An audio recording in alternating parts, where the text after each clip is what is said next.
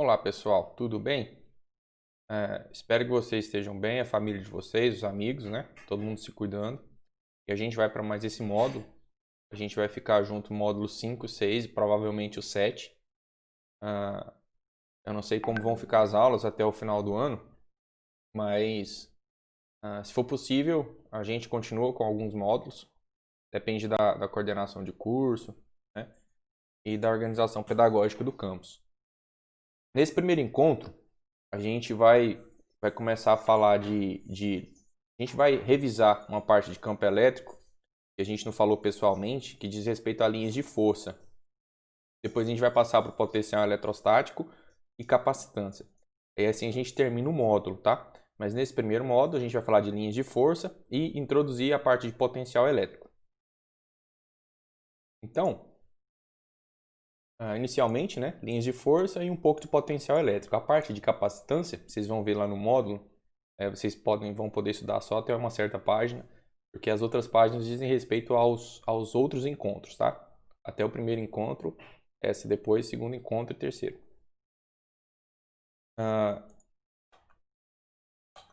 Aqui tem um sumário que vocês vão poder navegar, vocês têm acesso ao arquivo. Quando a gente fala de campo magnético, né, é fácil ver as linhas de campo magnético. Tem um experimento bem clássico.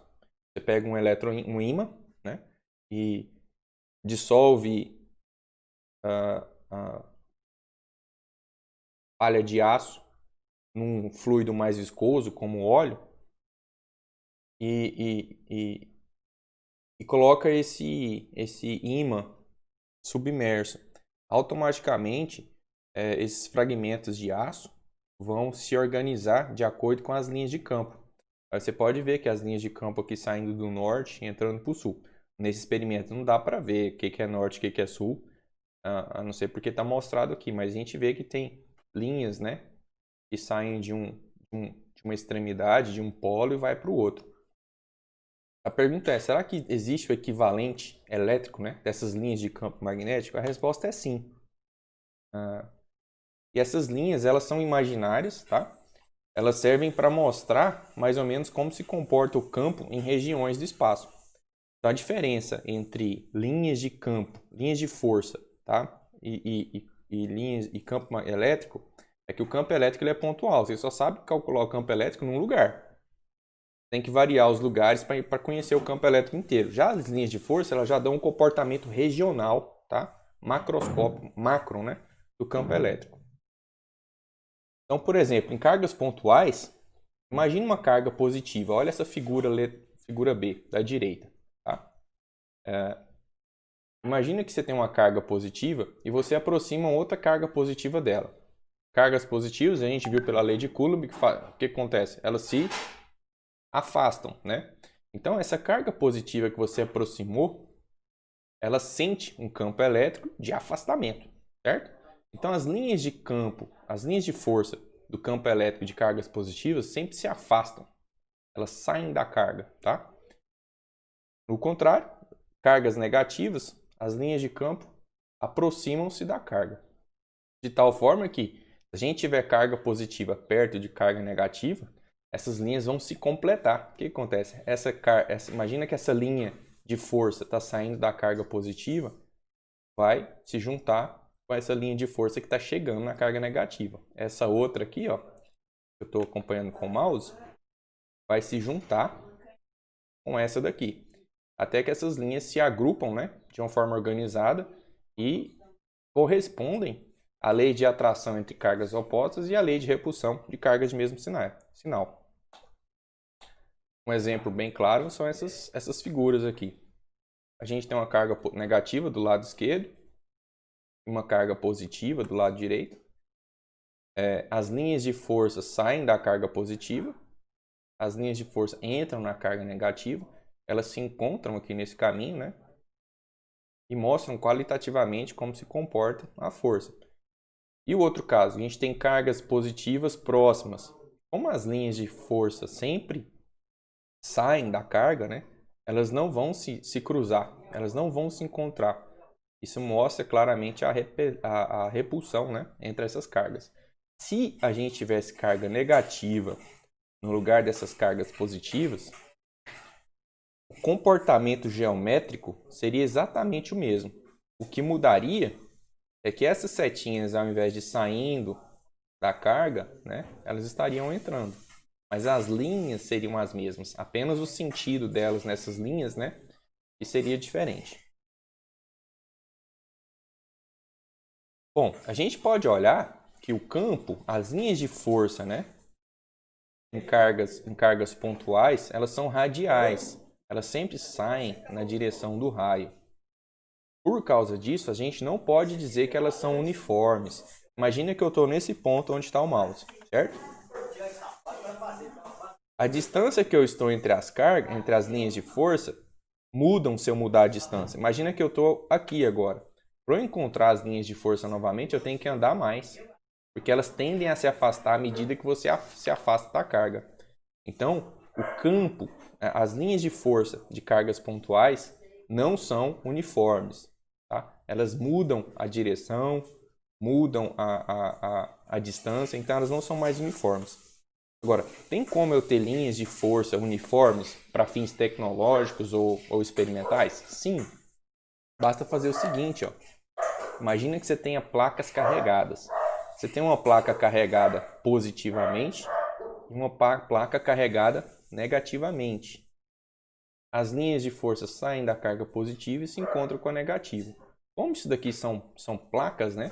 Existe uma região aqui em que o campo elétrico é uniforme. Se eu estiver caminhando aqui no meio, ó, eu vou sempre encontrar o mesmo valor de campo elétrico, uma mesma região, porque as linhas de força são uniformes. Só que tem que tomar cuidado. Não se pode fazer essa verificação nas interfaces, ou seja, nas beiradas das placas, porque as linhas já não são mais uniformes. Olha como elas se comportam. Então aqui no meio das placas, né, as linhas são certinhas, têm a mesma distância, apontam no mesmo sentido, têm a mesma direção. À medida que você vem para a extremidade, elas já começam a ficar curvas. Isso aqui já perdeu a uniformidade. Então, uma vez que você quer campo elétrico uniforme, em linhas de força uniforme, tem que ficar mais ou menos no interior dessas placas. Ou que ela seja grande o suficiente para você não chegar à beirada. Certinho? Agora a gente vai ver a parte de campo elétrico na superfície de um condutor. Tá?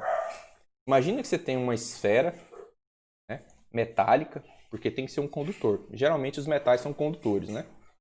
E ele está carregado positivamente. A gente sabe que as linhas de força de um corpo com cargas positivas sempre se afastam, né? Então o campo elétrico em cada ponto fora da esfera aponta para fora. As linhas de força são radiais. Então,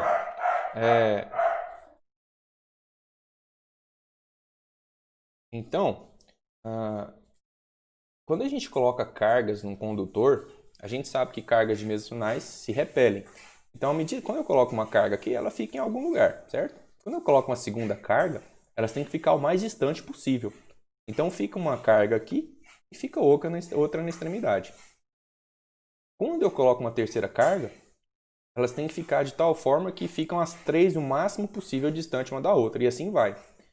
Por conta disso, né, os condutores, quando você carrega um condutor, ele está carregado positivo ou negativamente, as cargas sempre vão para a superfície, porque são as regiões em que elas conseguem ficar o mais distante possível entre si. Por conta disso, né,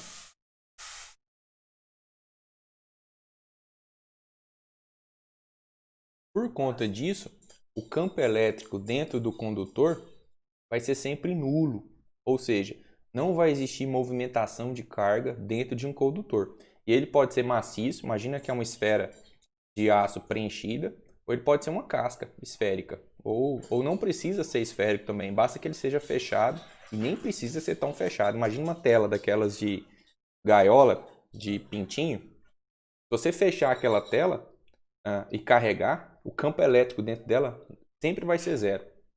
E por que essas cargas conseguem ficar distantes uma das outras?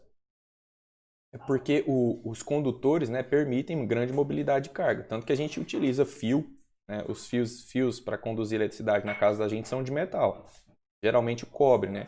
O ideal seria que fosse de prata ou de ouro, porque são melhores condutores, só que são caros, né? Então a gente acaba ficando com cobre. Por conta disso, né? Como não existe campo elétrico dentro de um condutor, se uma pessoa ficar dentro de uma casca condutora, ele nunca vai ser atingido por uma descarga elétrica e não vai acontecer nada com ele. Esse experimento foi descoberto, né, por Benjamin Franklin em 1755. Apesar de ele ser o primeiro a notar o fenômeno, né, foi o Michael Faraday, em 1836, que levou isso a público. Né? O que ele fez? Ele fez uma gaiolona metálica, levou para uma praça, uma região de grande movimentação, com um ajudante, e colocou essa gaiola em contato com um gerador elétrico. E aí essa gaiola foi ganhando carga, e o Faraday lá dentro. Então todo mundo esperava o quê? Que ele fosse eletrocutado. Ele está dentro de uma jaula extremamente carregada. Não foi o que aconteceu. Embora a jaula soltasse faíscas para fora de tanta carga que tinha acumulada, nada acontecia com ele. Um exemplo mais moderno, né, de gaiola, dessa gaiola, essa gaiola metálica conhecida como gaiola de Faraday. Um exemplo mais moderno dessa gaiola aqui, imagina que tem essa moça dentro de uma gaiola metálica, tá vendo que ela não a superfície dela é furada, é uma telinha. Por mais que ela esteja carregada, tá vendo a descarga saindo da jaula e entrando nessa haste metálica aqui? Por mais que a gaiola esteja carregada, por elas estarem dentro, né? Na verdade tem duas moças aqui.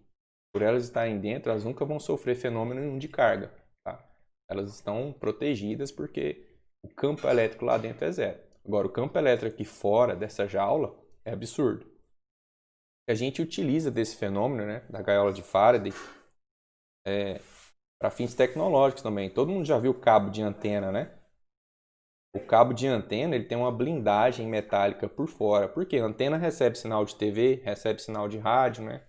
Dependendo da antena. E esses sinais de TV e de rádio são ondas eletromagnéticas. Ondas eletromagnéticas têm campo elétrico e magnético. Se está recebendo esse sinal e tem alguma interferência de fora, o sinal que vai receber vai ficar danificado, vai ficar com ruído. Então precisa ser blindado. Tá? Então a antena pega esse sinal e quer levar esse sinal certinho para dentro da sua casa. O fio lá fora não pode receber interferência, então ele é blindado com uma casca metálica para proteger dessa interferência. Tá? Agora a gente vai falar um pouquinho do potencial elétrico. Lembra do caso gravitacional? Quando a gente tem todo o corpo que está suspenso no campo gravitacional vai cair. Por que ele vai cair? Ele subiu, certo? Quando alguém subiu aquele corpo lá para cima, ou a natureza, ou o vento, aquele corpo acumulou uma energia. E essa energia pode ser dissipada a qualquer momento na forma de energia cinética e cair. Essa energia é a energia potencial gravitacional. Ela depende da massa, da gravidade local e da altura. Né? Então, onde existe massa, existe campo gravitacional e esse campo gravitacional perturba outras massas. A pergunta é, será que existe um análogo elétrico? Existe uma energia potencial elétrica? Existe um potencial elétrico que perturba o espaço e interfere em cargas? A resposta é sim. Né? Imagina o seguinte, você tem um campo elétrico uniforme, então você tem as linhas de força que vêm da carga positiva e vão para a carga negativa. E imagina que esse campo elétrico sai da positiva e negativa. Imagina que você coloca uma carga Q aqui. Essa carga Q positiva, ela é repelida, né, pela carga negativa, pela carga positiva também. Olha as linhas de campo. Então, para você pegar essa carga Q e levar de A para B, você vai ter que realizar um trabalho, certo? Porque você está fazendo força contra uma força de repulsão, certo? Então, para levar de A para B, você faz um trabalho. Que trabalho é esse? A gente lembra lá da mecânica que trabalho é força vezes distância, certo? Nesse caso aqui, a gente tem a força elétrica. A gente lembra que força elétrica é carga vezes campo, né? Vocês viram anteriormente presencialmente, né? Então, a força é carga vezes distância. A gente coloca aqui, no lugar da força. E a distância que andou. Andou de A para B, uma distância D. Né? Esse trabalho que foi realizado nessa partícula de carga Q, daqui para cá, ficou armazenado na carga. Tanto que se você soltar essa carga aqui no ponto B, ela vai embora, porque ela quer encontrar a carga negativa e ao mesmo tempo ela é expulsa pela presença de cargas positivas, que é o mesmo sinal que ela. Então existe um trabalho.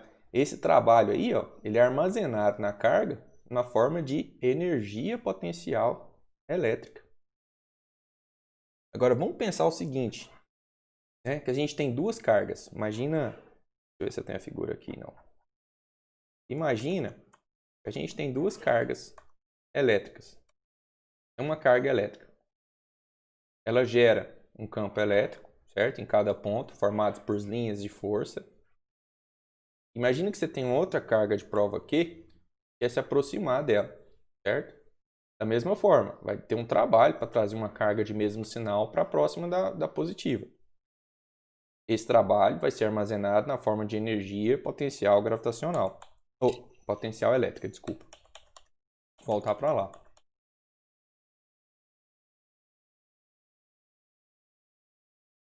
Da mesma forma, o que é trabalho? Força vezes distância. Qual que é a força elétrica sofrida por uma carga de prova Q? É a carga vezes o campo. Quem está gerando esse campo? É a cargona de prova Qzão. É a cargona Qzão. Então, isso aqui tudo, ó, é o campo elétrico. Tá? Isso daqui é a carguinha. Então, carga vezes campo é a força. Vezes a distância, para definição de trabalho. Então, trabalho é força vezes distância. Se a gente multiplicar isso aqui tudo por Qzinho, né? A gente vai ter essa equação. O que muda aqui, ó, é que deixou de ter o D ao quadrado. Passou a ser o quê? D. Esse é o trabalho realizado para trazer uma carga Qzinha próxima de uma carga Qzão a uma distância D dela, certo?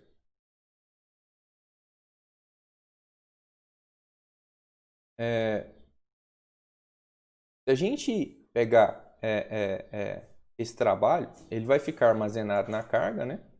E esse trabalho armazenado na carga é conhecido como energia potencial gravitacional elétrica. Essa é a fórmula. Olha que isso aqui, ó, é o mesmo trabalho. Esse trabalho aqui a gente chama de energia potencial elétrica. Ficou armazenado na carga. Agora, voltando ao caso gravitacional, a gente tem energia potencial gravitacional. Se a gente quiser saber quem é o potencial gravitacional, basta dividir essa energia pela massa que a gente aproximou. No caso elétrico é a mesma coisa. A gente quer saber, a gente tem energia potencial elétrica. Quer saber qual que é o potencial elétrico? Basta dividir essa energia pela carguinha que a gente trouxe. Então, se eu pegar a energia e dividir pela carguinha, prova que esse vai ser o potencial que a carga vai ter. Agora note, a energia no sistema internacional é medida em quê? Joule. Carga no sistema internacional é medida em quê? Coulomb. Então, a unidade de potencial no sistema internacional é o quê? É o Joule por Coulomb. Isso tem um nome em particular que é conhecido como Volt, né? Então, Joule por Coulomb é o Volt. Tá? Essa é a unidade, né, básica de potencial elétrico. Então, se a gente pegar, né, isso aqui tudo e dividir pela carguinha Q, dividir por Qzinho, a energia por Q vai virar o potencial, certo? É o que a gente fez aqui, ó. A energia por Q virou quem? O potencial elétrico. Esse valor da energia, né, dividido por Qzinho, vai cortar. Qzinho com Qzinho, vai sobrar quem? Q sobre 4πε0D. Esse é o potencial, né, que acumula numa carga, é o potencial elétrico sofrido por uma carga, quando ela está a uma distância D de uma carga Qzão. Agora vamos fazer um exemplo, né, para entender mais as coisas. Duas placas metálicas planas, paralelas, eletrizadas com cargas de sinais opostos, né, tal qual a figura 5. É a figura de placas paralelas com cargas distintas, né? são colocadas no vácuo a 10 centímetros de distância uma da outra. A gente sabe que o campo elétrico lá dentro é uniforme, porque são placas paralelas. O campo elétrico produzido pelas placas tem intensidade 6 vezes 10 a 7 newton por coulomb. Esse é o valor do campo elétrico entre as placas. Uma carga de 2 microcoulombs com essa massa é abandonada na placa positiva. Então, note, é uma carga positiva. Você vai lá na placa positiva e coloca ela. O que vai acontecer? Ela vai ser repelida e vai viajar de encontro à placa negativa. Ele quer saber, qual que é a força que atua na carga, qual que é a aceleração que ela tem. A gente lembra, força é carga vezes o campo.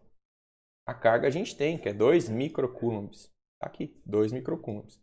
O valor do campo também tem, é 6 vezes 10 a sétima. Se a gente fizer essa conta, a força que essa carga positiva vai sofrer é de 120 newtons.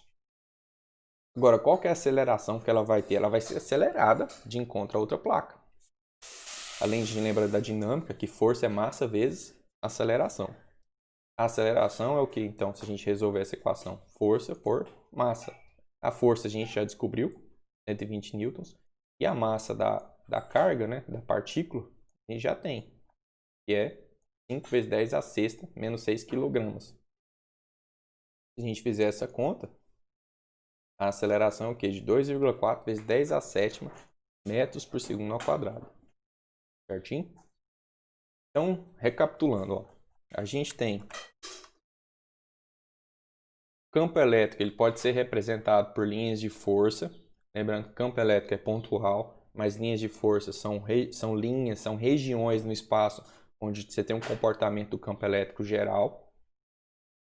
Em cargas pontuais, essas linhas se afastam quando elas são positivas, se aproximam quando são negativas e não são uniformes. À medida que você caminha aqui, cada vez fica mais distante as linhas de campo. Em placas paralelas, essas linhas de campo, essas linhas de força são uniformes, mas da mesma forma, sempre saindo da carga positiva e indo para a carga negativa. Na borda dessas placas, o campo não é mais uniforme. Então, se você quer trabalhar com campo uniforme, você tem que ficar no interior, né? O ideal é que seja no meio dessa região entre as placas. Quando a gente tem um condutor, dada a mobilidade de cargas no condutor, quando ele está carregado, essas cargas ficam o mais distante possível entre si. O campo elétrico interno do condutor sempre vai ser zero. Externamente ele existe e ele sempre aponta perpendicularmente para fora. Esse corpo não precisa ser uma esfera. Ele pode ser maciço, pode ser qualquer corpo. Um exemplo de um corpo assim, eu fiz aqui. A gente vai chegar lá depois, por exemplo. Isso aqui pode ser um condutor carregado positivamente. Aqui dentro dele, em qualquer lugar, o campo elétrico é zero. Tá?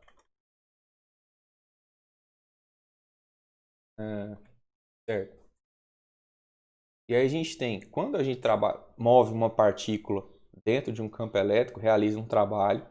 Esse trabalho é armazenado na partícula na forma de energia potencial elétrica. Se a gente dividir essa energia potencial elétrica pela carga, a gente vai ter o potencial elétrico. No potencial elétrico de cargas pontuais, é dado por essa expressão. Tá? O potencial elétrico de placas paralelas, basta dividir isso aqui por carga, né? Cadê? Se fosse se a gente dividir isso aqui por Qzinho, né? A definição de potencial elétrico, o potencial elétrico de placas paralelas vai ser E vezes D apenas, né? Faz esse exercício aí. É isso, pessoal. Deixa eu ver se tem mais alguma coisa aqui. Pronto, essa parte de diferença de potencial fica para o próximo encontro. Qualquer dúvida, vai no fórum de dúvidas. Vocês mesmos podem responder por lá, não me importa. É melhor ainda que vocês interajam. Podem perguntar para mim também. Infelizmente, vocês não contam com monitor, mas tem meu WhatsApp. A turma já tem meu WhatsApp. Qualquer coisa, pergunta por lá. Até a próxima.